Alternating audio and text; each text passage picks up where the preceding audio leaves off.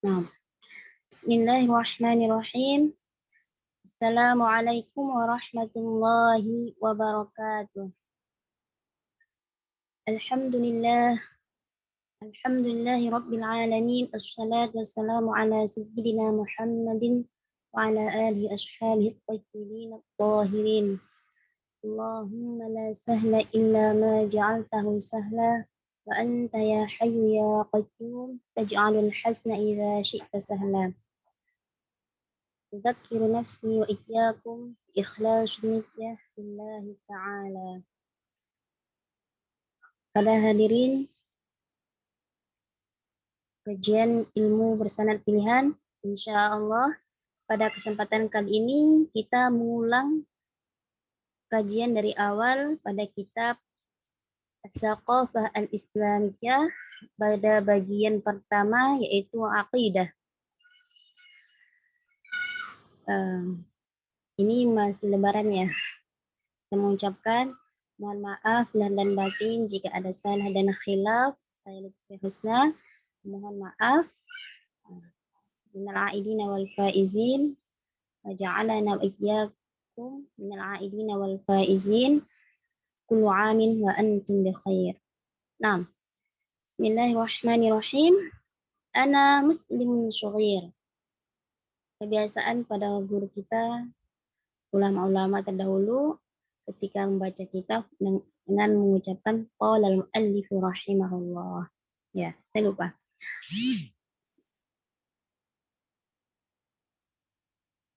Qala al-muallif rahimahullah ana muslimun syughir. Jadi seperti dahulu diajarkan juga bahwasanya kitab Al-Saqafah Islamiyah yang pertamanya dalam bentukan bahasa Arab, kemudian setelahnya nanti ada artiannya. Nah, kita baca dulu bacaan yang bentukan bahasa Arabnya, kemudian kita ajarkan kepada anak kita untuk mengikutinya, agar mereka bisa mempraktekannya atau membiasakan dengan ayat-ayat dengan bahasa Arab dan juga bisa mempraktekkan bacaan Iqra mereka juga, ataupun bacaan Al-Quran mereka. Ana muslimun syughir. Uhibbullaha khaliqi. Ana muslimun syughir. Uhibbullaha khaliqi. Wa uhibbu Muhammadan nabiyyi. Wa uhibbu Muhammadan nabiyyi. Wa uhibbul Qur'ana kitabi. Wa uhibbul Qur'ana kitabi. Wa uhibbul Ka'bata qiblati. Wa uhibbul Ka'bata qiblati. Wa uhibbul Islama dini. Wa uhibbul Islama dini.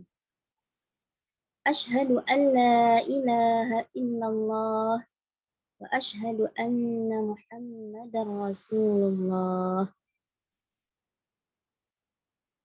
Ashhadu an la ilaha illallah wa ashhadu anna Muhammadar Rasulullah.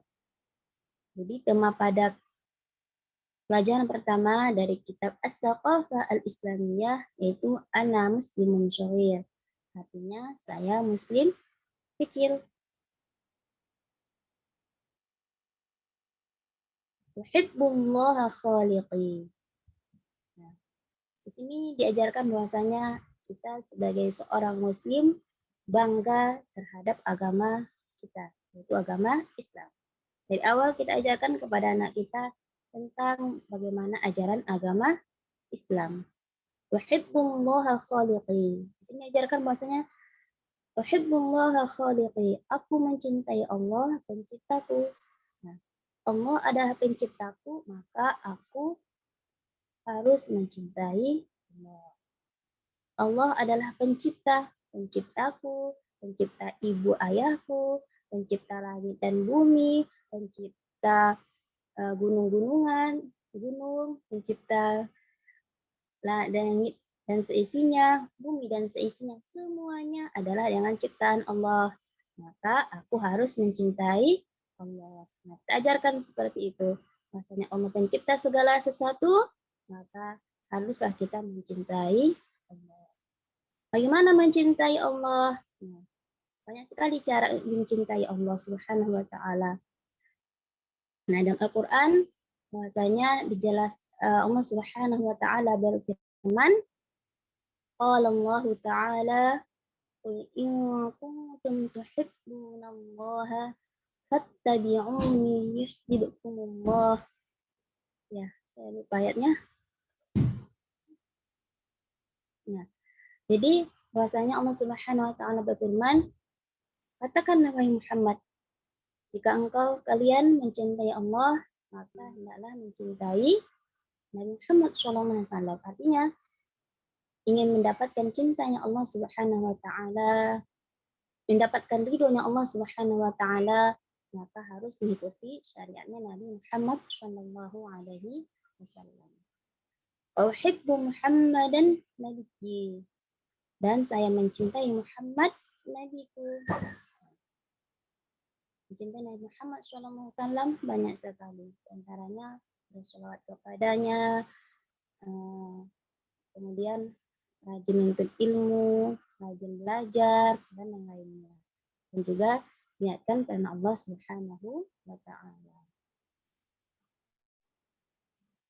Nah, mencintai Nabi Muhammad SAW karena Nabi Muhammad adalah utusan Allah Subhanahu wa taala yang mengajarkan kepada umat, kepada manusia bahwasanya Allah Subhanahu wa taala adalah pencipta segala sesuatu. Bahwasanya Allah Subhanahu wa taala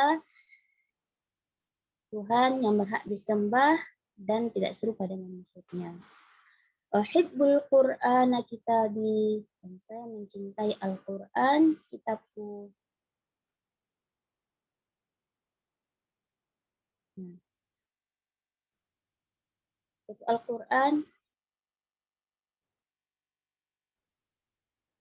Suara saya jelas ya? Baiklah, mungkin suara saya agak kecilan. Uhibbul Qur'ana kitabi, dan saya mencintai Al-Qur'an kitabku. Mencintai Al-Quran bagaimana? Yaitu mempelajarinya, belajar daripada gurunya. Kalau untuk anak-anak bagaimana? Ya, diajarkan juga bahwasanya nggak boleh megang Al-Quran tanpa ada wudhu. Dan juga tidak menaruh sembarangan Al-Quran di sembarang tempat. Dan juga tidak meletakkan pensil, kertas, kitab di atas Al-Quran. Jadi dari awal Iqra pun seperti itu juga, dimuliakan seperti itu. Mengajarkan jangan naruh sembarangan tempat. Hendaknya Al-Quran kita muliakan. Dan juga tidak boleh menyentuhnya tanpa ada wudhu. Dalam mazhab Imam Syafi'i, ya, merupakan keharaman kalau seandainya seseorang memegang Al-Quran tanpa ada wudhu. Uhibbul Ka'bata qiblati. Aku mencintai Ka'bah adalah dan aku mencintai Ka'bah kiblatku. Ka'bah itu bangunan yang ada di Mekah sekarang ini. Ya, memang di Mekah tempatnya. Nah, yang ini dan kesanalah kiblatnya orang para muslim untuk sholat. Nah, dan aku mencintai Ka'bah kiblatku. Jelaskan saja, Ka'bah itu ada di Mekah. Ka'bah adalah kiblatnya orang muslim untuk sholat. Uhibbul Islam dini, aku mencintai Islam agamaku.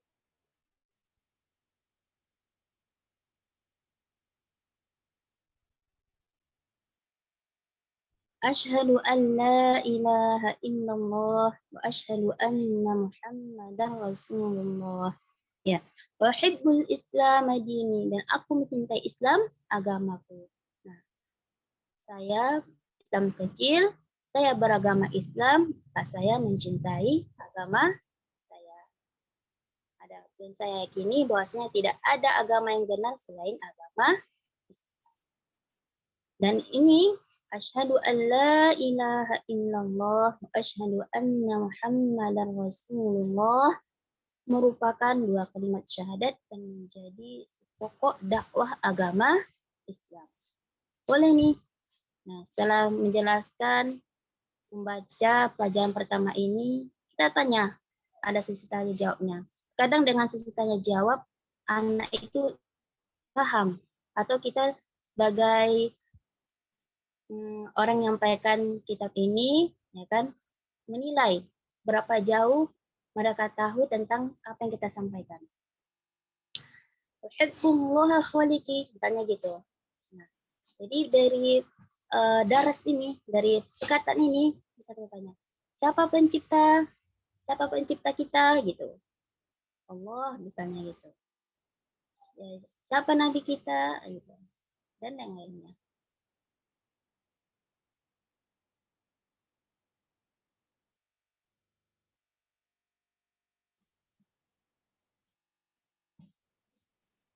Nah, kemudian setelahnya adalah ada zikir. Hobi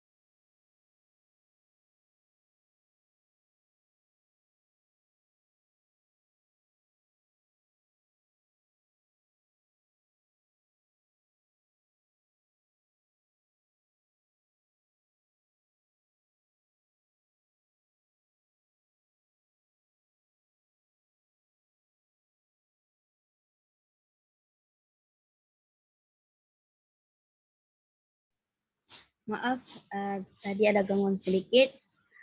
HP saya kepanasan. Masya Allah, di Riau sangat panas sekali. Allah wala quwata illa billah. Dzikrun. Raditu billahi rabba wa bil islami dina wa bi Muhammadin nabiyya. Zikir dalam kitab Al-Thaqafah Al-Islamiyah ini luar biasa. Diajarkan juga zikir-zikirnya. Itu yang ini diantaranya adalah zikir dibaca pagi dan sore. Dan ini termasuk surah yang diajarkan oleh Rasulullah Shallallahu Alaihi Wasallam. Raditu billahi rabba wa bil islami dina wa bi Muhammadin nabiyya. Artinya, aku ridho menerima Allah sebagai Tuhanku, Islam sebagai agamaku, dan Muhammad sebagai nabiku. Di antara faedahnya, insya Allah orang yang membaca ini kebutuhannya akan dipenuhi oleh Allah Subhanahu wa Ta'ala.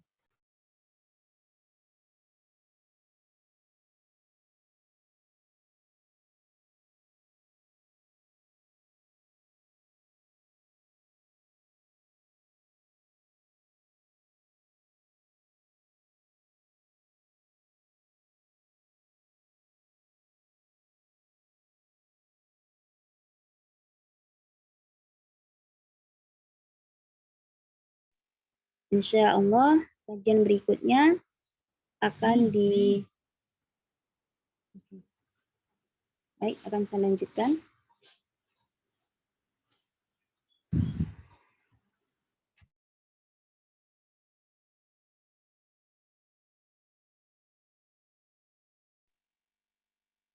قال المؤلف رحمه الله أعظم أمور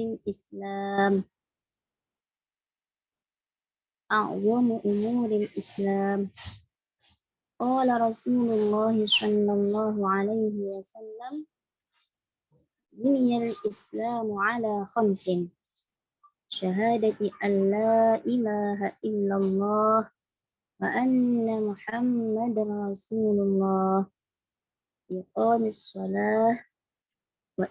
الصلاة وإيتاء الزكاة وصوم رمضان وحج البيت رواه مسلم.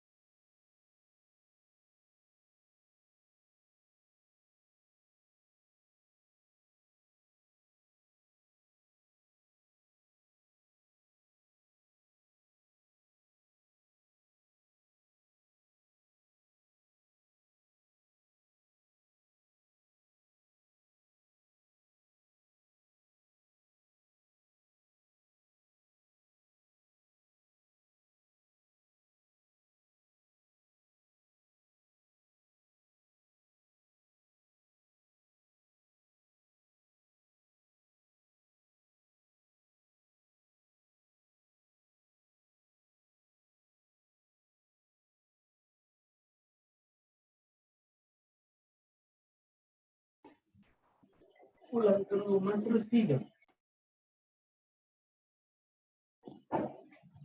bismillah. Suara saya jelas? Jelas, Ustazah. Baik, mohon maaf ya, mungkin Ustazah Husnanya lagi ada kendala. Kita lanjutkan. Tadi zikirnya belum tuntas ya? Ini admin bisa bantu ini PDF-nya enggak? Iya. Ya, baik. Bismillahirrahmanirrahim. Alhamdulillah wassalatu wassalamu ala Rasulillah. Lillahi ta'ala. Jadi zikirnya raditu billahi rabba wa bil islami dina wa bi Muhammadin nabiyya. Ini dianjurkan kita mengajarkan kepada anak-anak kita, kita latih mereka untuk mulai terbiasa dengan zikir-zikir. Sebentar ya.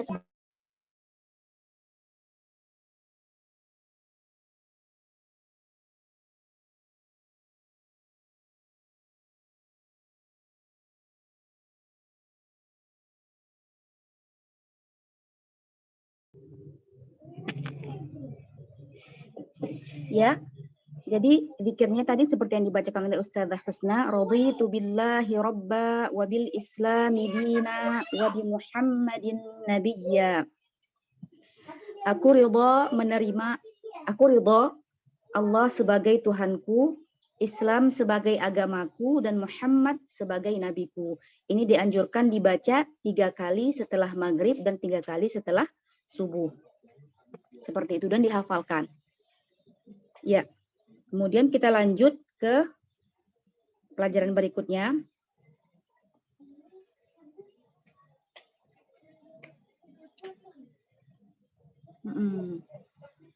Bismillahirrahmanirrahim. Qala al-muallif rahimahullah. A'zamu umuril Islam. A'zamu umuril Islam. 5 perkara paling agung dalam Islam. Perkara-perkara yang paling agung dalam Islam. Qala Rasulullah, Ahmad Qala Rasulullah sallallahu alaihi wasallam, buniyal Islamu ala khamsin. Qala Rasulullah sallallahu alaihi wasallam, buniyal Islamu ala khamsin. Jadi di bab pertama tadi kita sudah seperti yang dijelaskan oleh Ustazah Husna, kita tanamkan dalam jiwa anak untuk mencintai Islam. Kita tanamkan dalam jiwa seorang anak didik kita untuk mencintai penciptanya, untuk mencintai nabinya, untuk mencintai kitab sucinya, mencintai Ka'bah yang sebagai kiblatnya. Nah, kemudian di bab kedua dijelaskan lagi apa saja sih hal-hal yang agung dalam Islam yang perlu diperhatikan oleh setiap muslim. Nah, demikian berikut penjelasan hadisnya. Rasulullah bersabda tadi, buniyal Islamu ala khamsin. Syahadati an la ilaha illallah wa anna Muhammadar Rasulullah. Syahadati an la ilaha illallah wa anna Muhammadar Rasulullah. Wa iqamis salah wa ita'iz zakah wa sawmi Ramadan wa hajjil baiti. Rawahu Muslim. Ini hadis insya Allah sangat gampang untuk dihafalkan. Dibaca berkali-kali kemudian dihafalkan. Seperti itu. Kemudian kita ke maknanya. Rasulullah Sallallahu Alaihi Wasallam bersabda, Islam dibangun atas 5 perkara. Nah, tadi di judul besarnya sudah dijelaskan, ada 5 perkara paling agung dalam Islam. Nah, yang pertama apa?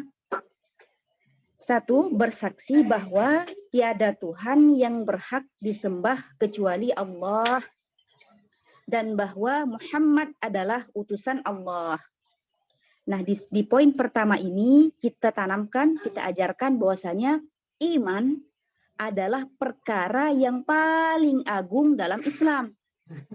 Yang mana semua ibadah tanpa didasari iman yang benar kepada Allah dan Rasulnya, maka ibadah tersebut tidak sah.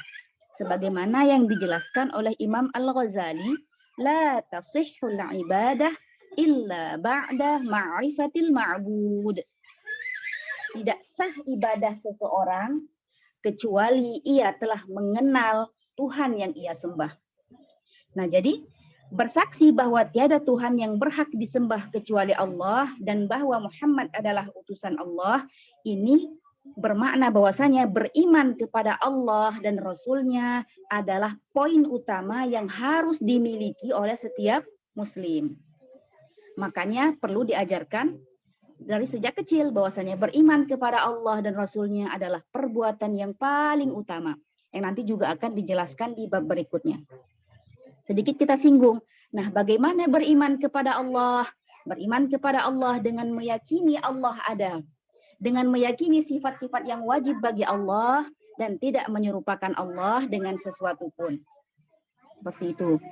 Kemudian beriman kepada Muhammad adalah meyakini bahwasanya Nabi Muhammad adalah nabi yang diutus oleh Allah, yang merupakan putra Abdullah.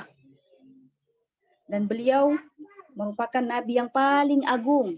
Beliau adalah nabi terakhir yang Allah utus ke dunia ini. Seperti itu. Sedikit kita berikan tentang bagaimana beriman kepada Allah dan Rasulnya. Sebagaimana yang dijelaskan oleh Ustazah Husna tadi, bukti cinta seorang muslim kepada Allah adalah mengikuti ajaran Rasulnya. Qul in kuntum tuhibbunallah, mengikuti ajaran Allah dan Rasulnya. Fattabi'uni.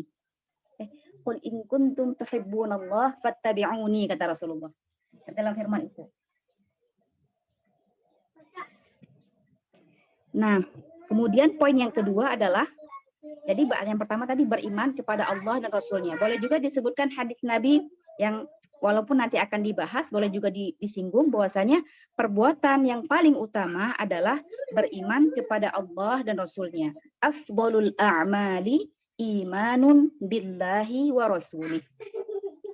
Nah, jadi beriman kepada Allah dengan meyakini Allah ada dan Allah tidak serupa dengan makhluknya. Kalau makhluk bertempat, Allah ada tanpa tempat. Kalau makhluk butuh kepada yang lainnya, maka Allah tidak butuh kepada yang lainnya. Seperti itu. Kemudian yang kedua, mendirikan sholat. Nah, sholat merupakan perkara yang paling agung setelah beriman kepada Allah dan Rasul-Nya. Nah, makanya ini juga kita anjurkan kepada anak-anak untuk memperhatikan sholatnya bagi yang sudah tamyiz. Bagi yang belum tamyiz, cukup melihat saja. Melihat mereka, anak-anak yang sudah tamyiz, atau melihat orang tuanya sholat. Jangan disuruh sholat, karena belum boleh anak yang belum tamyiz diperintahkan untuk sholat. Cukup kita tanamkan dalam diri mereka betapa pentingnya sholat. Seperti itu. Kadang saya di bab ini ketika menjelaskan tentang sholat, untuk anak-anak yang mereka memang sudah tamyiz, saya kasih mereka jadwal sholat gitu. Untuk nanti di checklist oleh orang tuanya di rumah gitu. Kalau mereka sudah sholat, di checklist, kemudian nanti ditandatangani kalau mereka sudah sholat. Seperti itu. Untuk menanamkan dalam diri anak bahwasanya sholat adalah perkara agung yang perlu diperhatikan, bukan hal yang sepele gitu ya. Artinya orang tua dan kita sebagai wakil dari orang tua gitu ya, yang dititipkan gitu kepada kita anak-anaknya, juga harus menegaskan bahwasanya sholat 5 waktu itu merupakan kewajiban yang harus diperhatikan. Bagi mereka yang sudah tamyiz, itu jangan lagi meninggalkan sholat, karena kalau seandainya mereka meninggalkan sholat, maka mereka juga wajib mengqadha sebagaimana orang yang sudah baligh. Wajib diperintahkan untuk mengqadha, maksudnya. Wajib diperintahkan untuk mengqadha. Seperti itu. Kemudian poin yang ketiga yang juga agung dalam Islam, membayar zakat bagi mereka yang sudah wajib membayar zakat. Bagi mereka yang sudah terpenuhi baginya syarat-syarat wajib mengeluarkan zakat. Berikutnya berpuasa Ramadan. Dalam 12 bulan, 1 bulan adalah bulan Ramadan. Nah, di situ diwajibkan kita untuk berpuasa bagi seorang muslim. Diwajibkan untuk berpuasa bagi seorang muslim yang baligh, yang berakal dan lain sebagainya, yang nanti akan insya Allah disebutkan dalam bab ibadah. Di sini di poin ini kita juga menjelaskan puasa Ramadan adalah perkara yang agung. Tidak boleh meremehkan puasa Ramadan. Seperti itu. Anak yang sudah tamyiz dan sudah berumur 7 tahun, ya kan? Sudah 7 tahun Hijriyah, mereka juga harus dan mereka sudah mampu untuk berpuasa, wajib bagi orang tuanya untuk menyuruh anaknya berpuasa.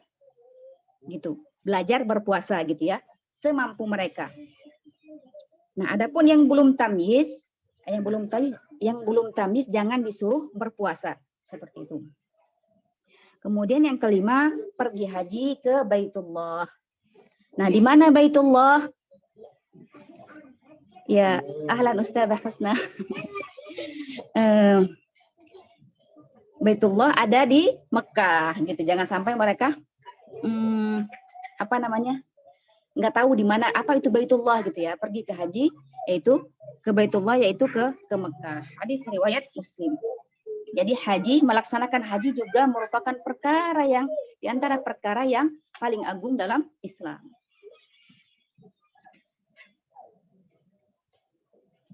Ya. Kemudian ada doa di sini. Di bab pertama zikir, di bab ini doa.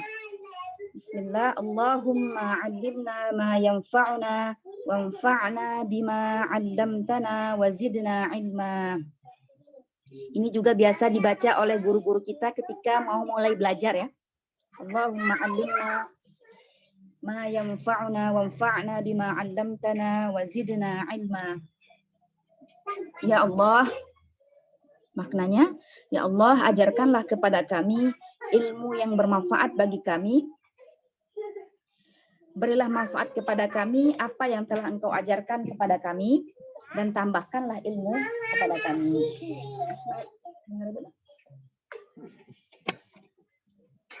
Ya, demikian pembahasan kali ini. Semoga sebenarnya di bab akidah ini kita sudah sampai hampir di bab akhir ya. Cuman tadi ada permintaan untuk diulang kembali gitu.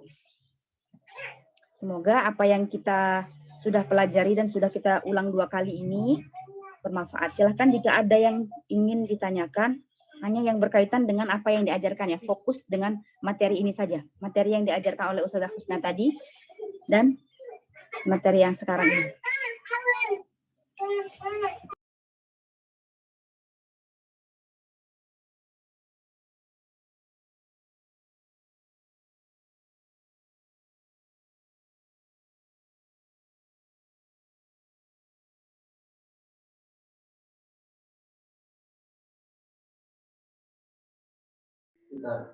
Terima kasih banyak Ustazah. Barakallahu fiikum.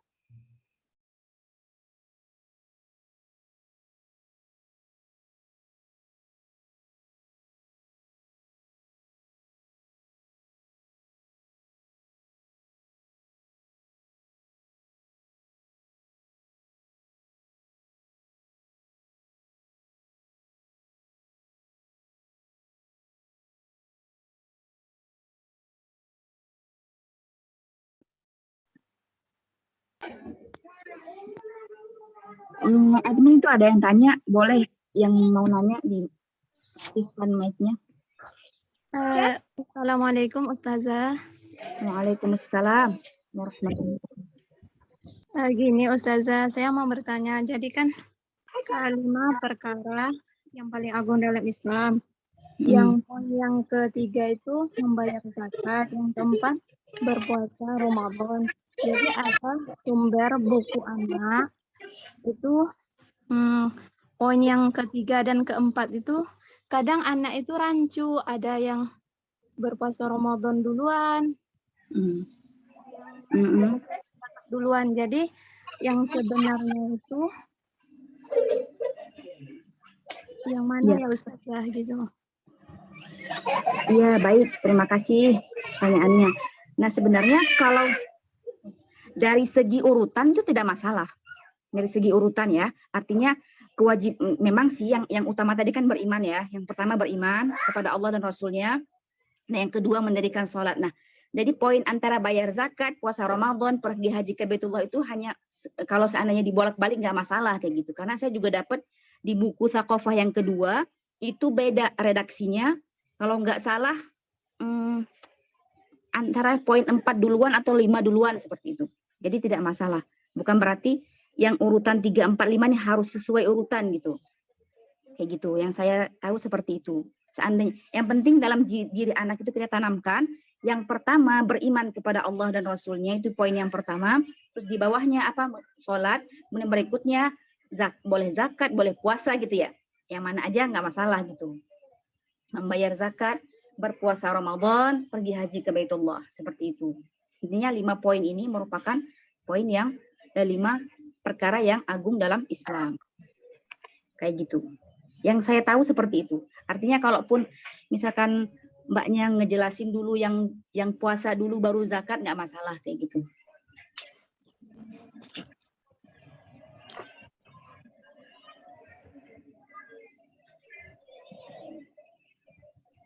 Amin wa fiik.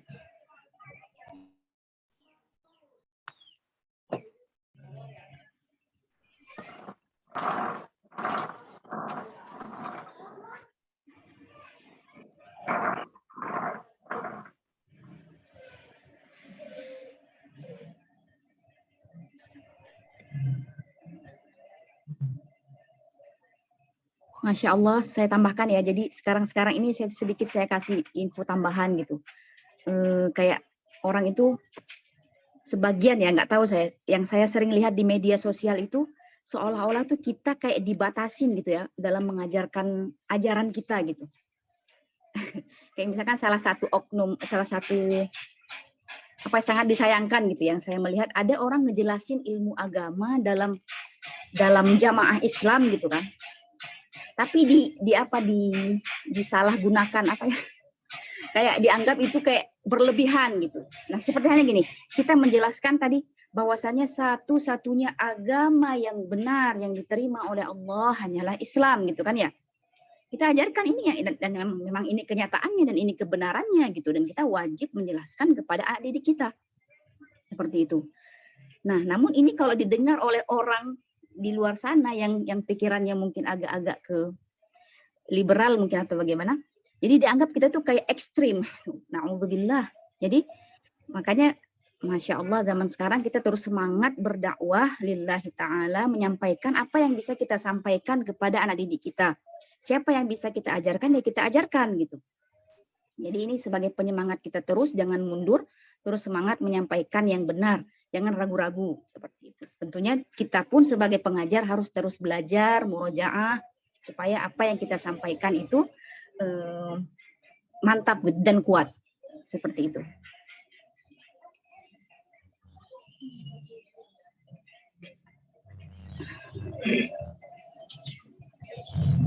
Yang di Saqofah Al-Islamiyah ini bukunya keren sekali, keren banget. Itu disusun sedemikian rupa, mengajarkan step by step akidah kepada anak, pendalaman akidah kepada anak, kemudian sedikit dijelaskan tentang ibadah, gitu. Ini baru di buku yang pertama. Nanti kita juga akan insya Allah berlanjut ke yang kedua, ketiga, keempat, dan kelima. Seperti itu. Insya Allah kalau kita konsisten mendidik anak didik kita, lillahi ta'ala, akan tertanam dalam diri mereka keyakinan yang kuat dan kokoh yang insya Allah tidak akan gampang tergoyahkan oleh apapun. Insya Allah.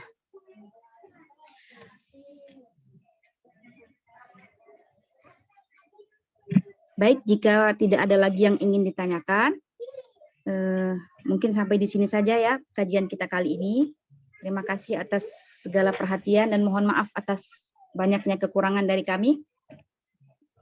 Insya Allah minggu depan kita lanjut lagi pembahasan berikutnya. Barakallahu fikum wa ahsanallahu ilaikum. Nuhallil wa nusalli ala nabi.